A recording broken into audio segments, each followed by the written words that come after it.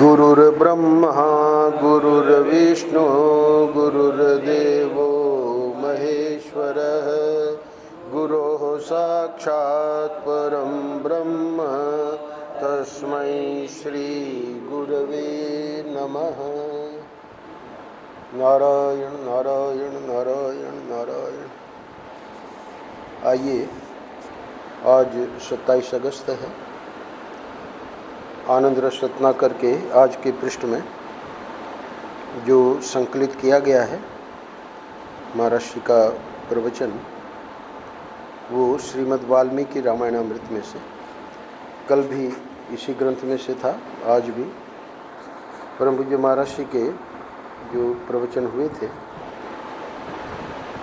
वाल्मीकि रामायण पर। कथा रामायण की प्राय हम सब लोग जानते ही हैं। तो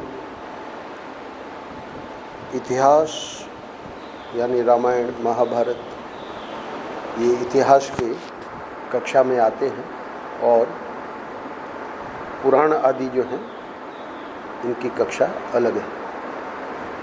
तो इतिहास और पुराण में जो हम सुनते हैं पढ़ते हैं, उनमें हम सब जानते हैं कि ठाकुर जी की सब लीला है। इसके साथ ही साथ संत लोग बताते हैं कि इन शास्त्रों के अध्ययन में जो हमारी मुख्य दृष्टि होनी चाहिए, वो उसमें शिक्षा पक्ष क्या है। लीला पक्ष श्रद्धालु आस्तिक जो भक्त हैं वो इस बात को समझते हैं, जानते हैं, और उनका भाव भी यही है कि सब ठाकुर जी लीला कर रहे हैं। पर इन लीलाओं में ही इन ऋषियों ने शिक्षा पक्ष को जगह जगह पर रख दिया है। इस दृष्टि से ये जितने शास्त्र हैं बहुत उपयोगी। अब युद्ध का प्रसंग आज महर्षि बताएंगे, तो उसमें क्या हुआ वो सब बातें हमको पता है, पर शिक्षा पक्ष महर्षि बताने वाले। मनुष्य को आत्महत्या कभी नहीं करनी चाहिए। आज के पृष्ठ का शीर्षक है युद्ध में श्री रामचंद्र और रावण का आमना सामना हुआ। तब उस भयंकर युद्ध में, भयंकर शब्द इसलिए प्रयोग किया कि अब तक इतिहास में जितने युद्ध हुए उसमें दो ही युद्ध भयंकर हुए, एक महाभारत युद्ध और एक ये राम रावण, यानी जिसमें वानरी सेना को लेकर भगवान ने रावण से युद्ध किया। तो इन दोनों युद्धों में भी रामायण वाला जो ये युद्ध है, इसको महाभारत के युद्ध से भी बड़ा माना गया है। इसकी कोई उपमा नहीं। राम रावण योर युद्ध है, राम रावण योर युद्ध। राम रावण के युद्ध की कोई उपमा है क्या? बोले नहीं, वो तो राम रावण का युद्ध ही उसकी उपमा है। इतना भयंकर युद्ध था वो, वहाँ सेना का वर्णन आया है, असंख्य सेना वानरों की ठाकुर जी के पास। और इधर ये राक्षस लोग तो आप जानते ही हो, ये तो कोई कम नहीं थे, तो खा जाते थे। वहाँ मीटिंग हुई तो मीटिंग में रावण को कहा उसके मंत्रियों ने कि आप क्या ऐसे डर रहे हैं? अरे वो आ गए हैं समुद्र के किनारे, कोई बात नहीं। बोले नहीं, वो तो अब पहुँच गए हैं, समुद्र पार कर चुके हैं, सेतु पार करके लंका में आ गए, त्रिकूट पर। मीटिंग में कहा मंत्रियों ने कि वो तो हमारा भोजन है, ये सब बंदर वगैरह तो हमारा भोजन है, राक्षसों ने कहा। तो ये मोह है, क्योंकि उसमें से वहाँ रावण के सामने बोलने की तो हिम्मत किसी को नहीं थी। पर एक जो बुद्धिमान व्यक्ति था रावण के वहाँ भी थे पर दबे रहते थे बेचारे। नाना रावण के, उन्होंने कई बार कहा कि भाई तुम गलत कर रहे हो। विभीषण को तो लात मार दी, फिर चले गए वो। तो कहा कि मन ही मन सोचा कि भाई जब वो बंदर आया हनुमान, उसको ये लोग क्यों नहीं खा गए, तो पूरी लंका को जला के चला गया। तो ये जो युद्ध है वो बड़ा भयंकर हुआ। युद्ध में श्री रामचंद्र और रावण का आमना सामना हुआ। तो उस भयंकर युद्ध में एक बार रावण ने ऐसी शक्ति छोड़ी जो लक्ष्मण को लगी और वे मूर्छित हो गए। अच्छा, भगवान भी पीछे नहीं रहने वाले थे, लेकिन श्री रामचंद्र ने रावण के ऊपर ऐसा भीषण प्रहार किया कि वह भयभीत होकर रण क्षेत्र से भाग खड़ा हुआ। अब यहाँ जब लक्ष्मण मूर्छित हो गए, उसके बाद की जो घटना है वो आज के पृष्ठ का विषय है। अब रावण से शक्तिबाण द्वारा लक्ष्मण के मूर्छित हो जाने पर श्री रामचंद्र व्याकुल हो गए और वे अत्यधिक विलाप करने लगे। हुआ क्या कि वहाँ जब लक्ष्मण मूर्छित हो गए तो इसने प्रयास तो किया रावण ने, क्योंकि वहाँ भगवान थे नहीं, दूर थे, कि इसको उठा के ले जाएं लंका में, तो उससे उठी ही नहीं। अब जब नहीं उठे, बेचारा चला गया। इधर वाल्मीकि रामायण में अलग वर्णन है। तो अभी वाल्मीकि रामायण हमने किया तो नहीं है, पर महाभारत के बाद करने का भाव है, क्योंकि इन दो ग्रंथों के बारे में महर्षि का ये कहना है कि महाभारत और वाल्मीकि रामायण, इन दोनों ग्रंथों के पढ़े बिना भारतीय संस्कृति को व्यक्ति नहीं जान सकता। भारतीय संस्कृति का आधार क्या है, ये दोनों ग्रंथ बताते हैं। तो खैर, वहाँ वाल्मीकि रामायण में जो वर्णन आया उसको महर्षि यहाँ बता रहे हैं कि अब रावण से शक्तिबाण द्वारा लक्ष्मण के मूर्छित हो जाने पर श्री रामचंद्र व्याकुल हो गए, स्वाभाविक था, और वे अत्यधिक विलाप करने लगे। क्योंकि हम एक ऐसे देश में हैं जहाँ हमें कोई जानता नहीं, और यहाँ जब मूर्छित हो गए तो इसका इलाज तो बहुत ज़रूरी है। तो आगे घटना हम देखेंगे कैसे सुषेण जो है उनको हनुमान जी ले आए। देखो, यहाँ पर पहले ये जो व्याकुलता है उसको लेकर शिक्षा पक्ष क्या है। श्री राम, क्योंकि ये तो लीला है, भगवान राम की लीला है, ये हम सब जानते हैं, पर वहाँ जो व्याकुलता दिखा रहे हैं उसमें शिक्षा पक्ष महर्षि हमको समझा रहे हैं। श्री रामचंद्र के इस करुण विलाप से एक तो ये सिद्ध होता है, यानी बड़ा मानस में भी और वाल्मीकि रामायण में भी विस्तार में वर्णन है कि विलाप जो था वो बड़ा करुण था। क्या जवाब देंगे तुम्हारी माँ को, हम कैसे जाएंगे, किस मुंह से जाएंगे। यानी अब तो मानो कि लक्ष्मण को हमने खो दिया। वही व्याकुलता, वही करुण विलाप जो है, उसके लिए कह रहे हैं कि वो जो करुण विलाप जो भगवान ने किया, उससे एक तो ये सिद्ध होता है कि लक्ष्मण के प्रति उनके हृदय में कितना अनुराग था।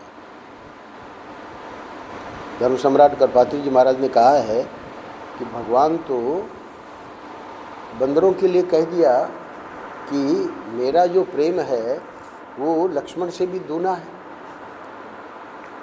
अरे, जब बंदरों के प्रति भगवान का लक्ष्मण से भी दूना प्रेम है ना, तो यहाँ महर्षि कह रहे हैं कि लक्ष्मण के प्रति उनके हृदय में कितना अनुराग था।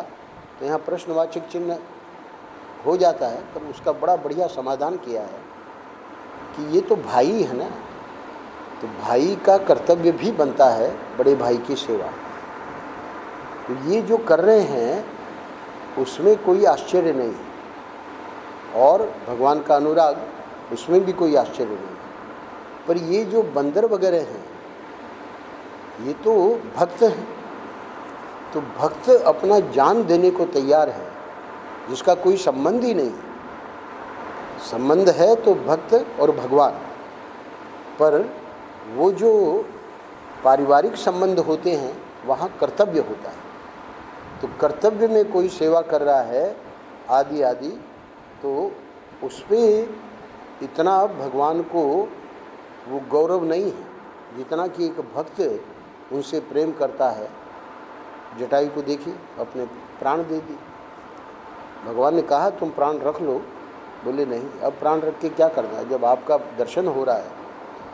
तो ये वहाँ समझने की बात है। तो अनुराग तो था ही था।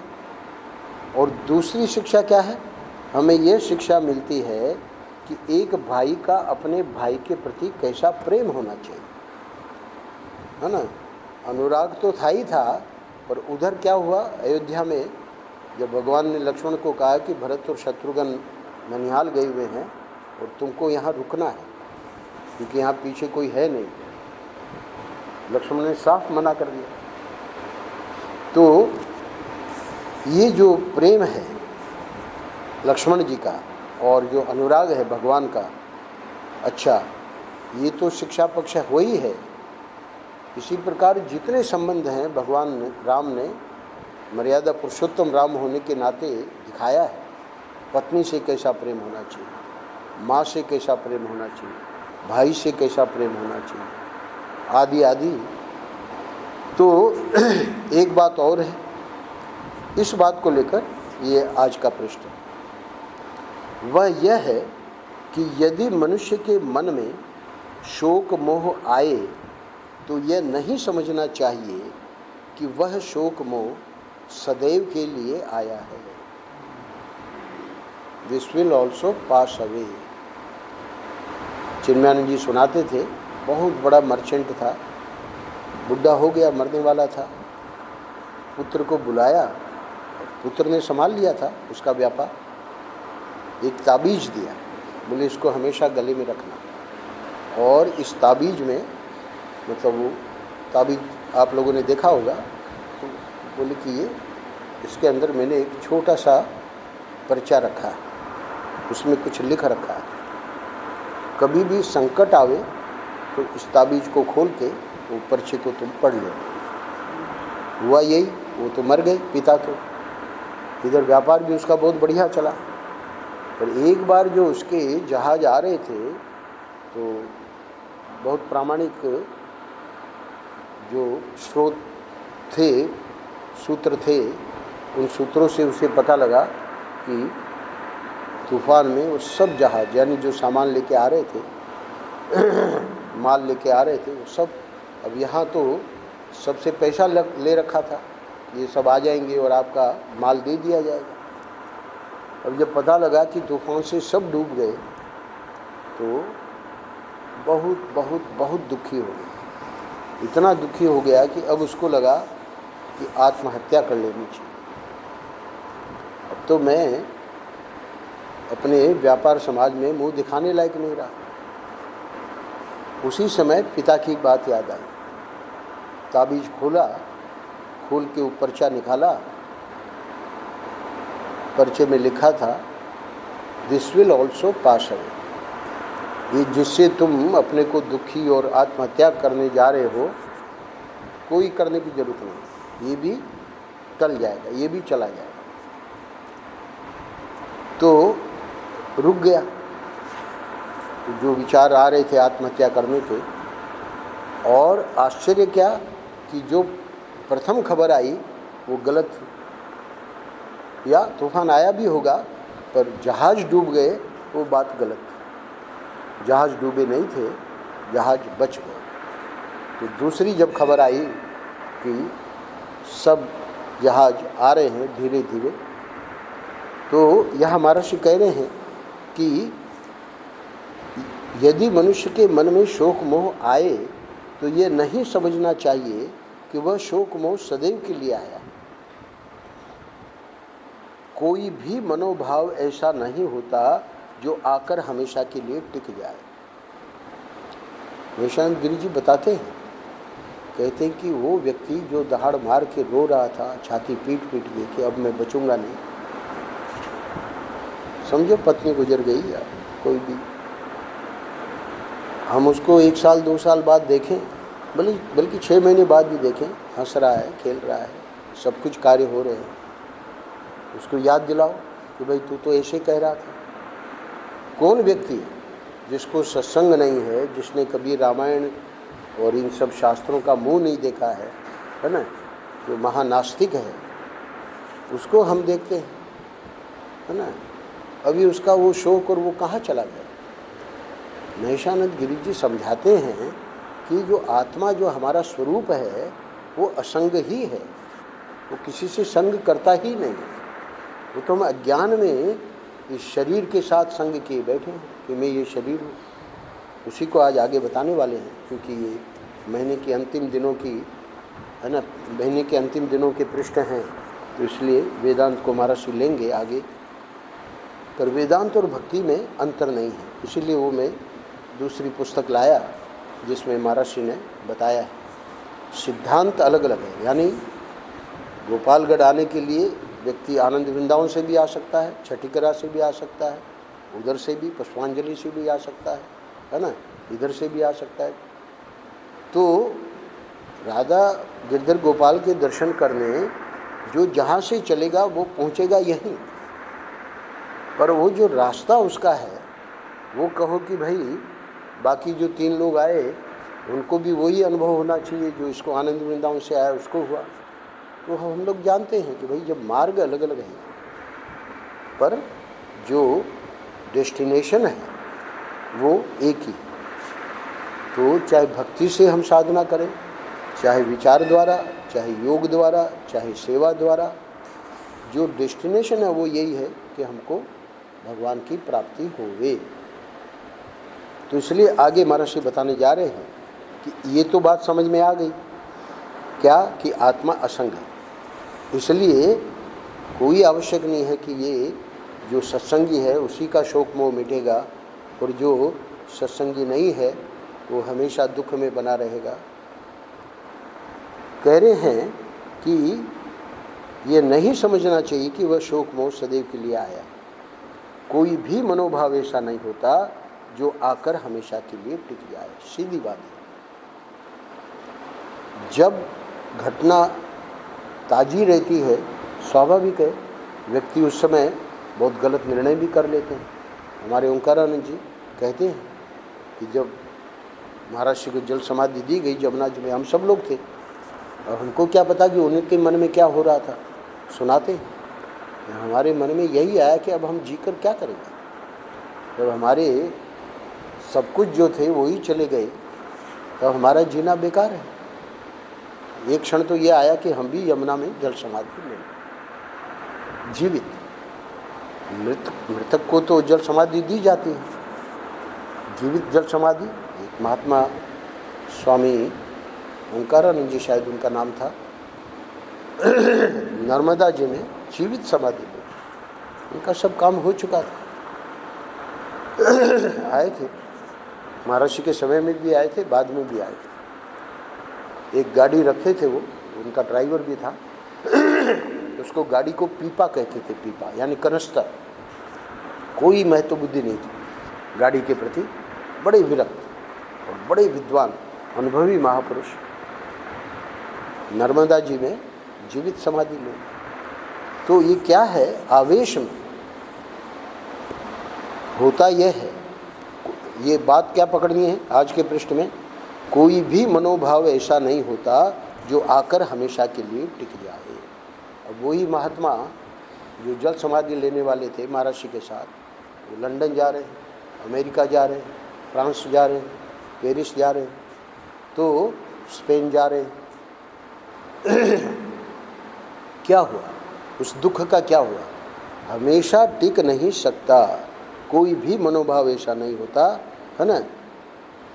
अरे भाई, जो खुशी का जो है वो मनोभाव भी कहाँ टिक पाता है, तुरंत दुख बैठा है, दिन गया रात बैठी है, रात तुरंत आएगी, रात गई दिन आएगा।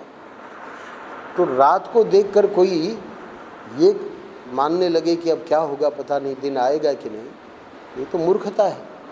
ये तो एक चक्र है और इस चक्र में हम सब लोग अनुभव कर रहे हैं। तो बुद्धिमान व्यक्ति क्या करता है कि इस बात को गांठ बांध लेता है कि भाई मनोभाव इस समय ये आया है और ये भी चला जाएगा। इसलिए उस कथा में वो ताबीज में जैसे उसने देखा, this will also pass away, ये भी चला जाएगा।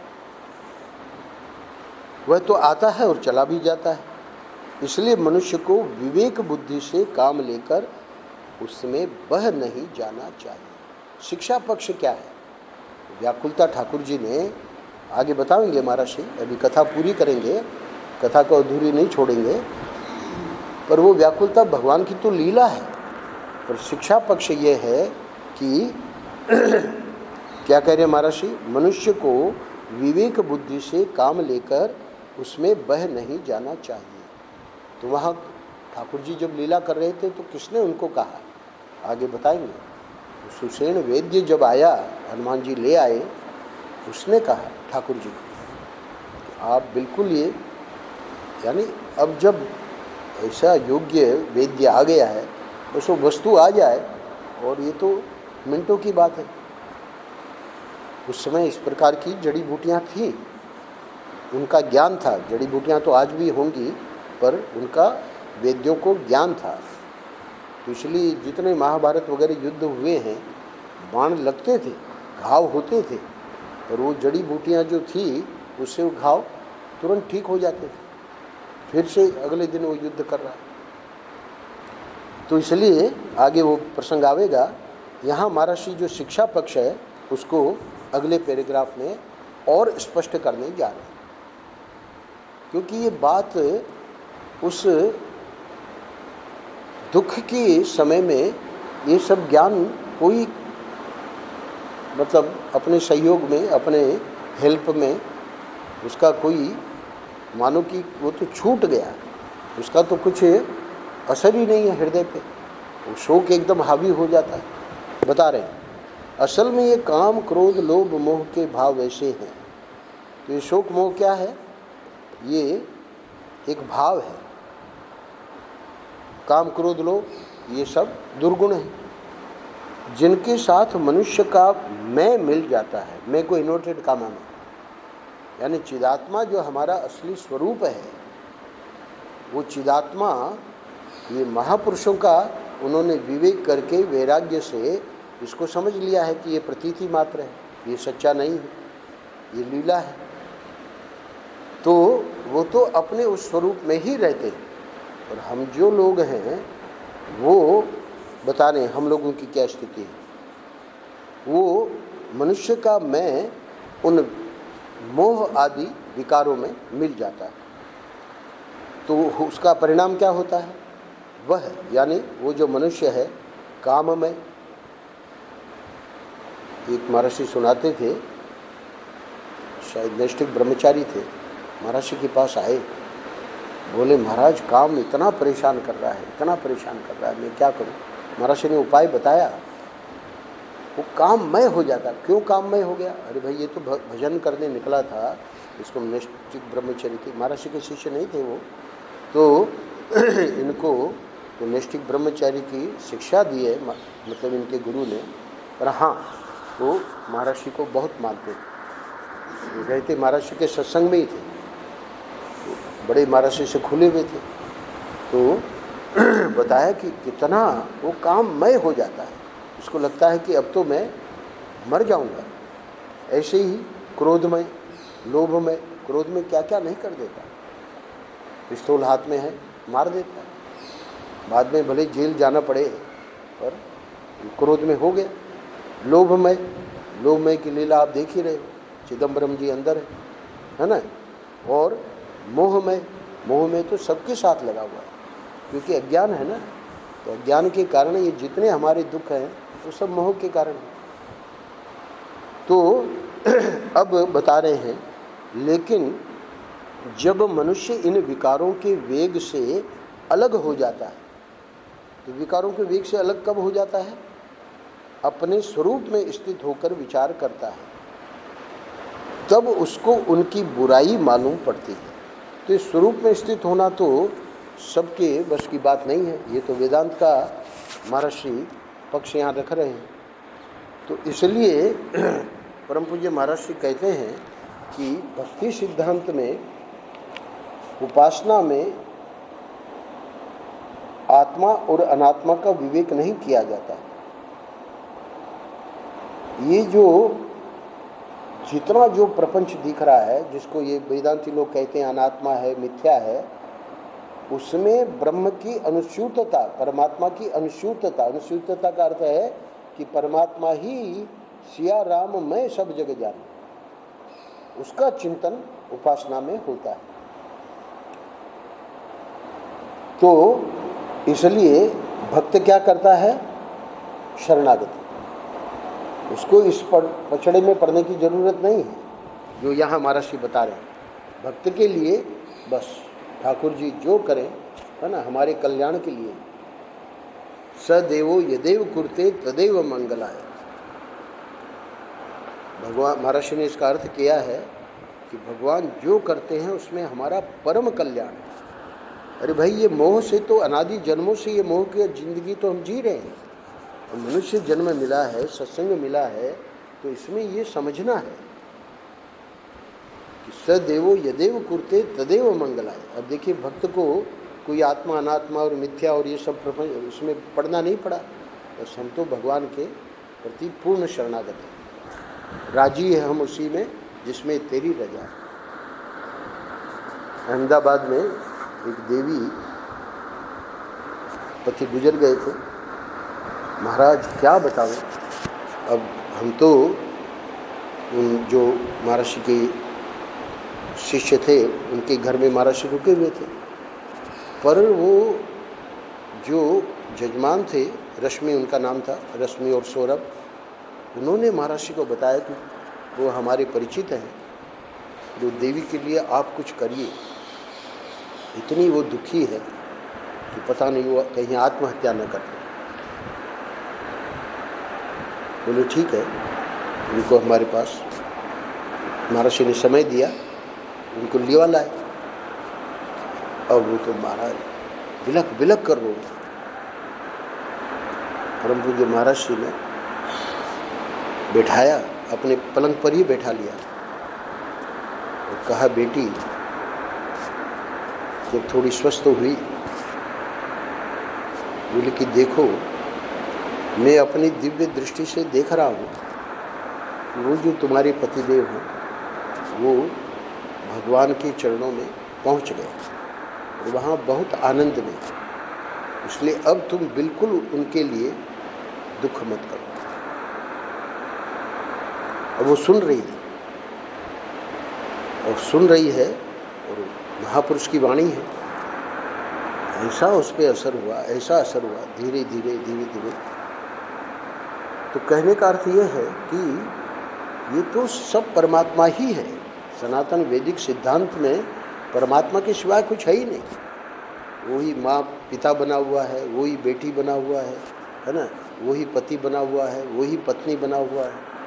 तो यहाँ आज के प्रसंग में शरणागत जो भक्त है उसको इस जो महर्षि बता रहे हैं उसमें कोई आवश्यक नहीं। क्यों? क्योंकि सबका ये साधना सबकी नहीं है। मैंने बताया, यहीं पहुंचने के लिए अलग अलग रास्ते हो गए, सब पहुंच यहीं रहे। तो जो भक्ति वाला है वो भी यहीं पहुंचेगा, जो विचार वाला है वो भी यहीं पहुंचेगा। इसलिए वाल्मीकि रामायण में ये बात अनेक प्रसंगों में आती है। यहाँ तो एक प्रसंग ले रहे हैं महर्षि, पर इस प्रकार के अनेक।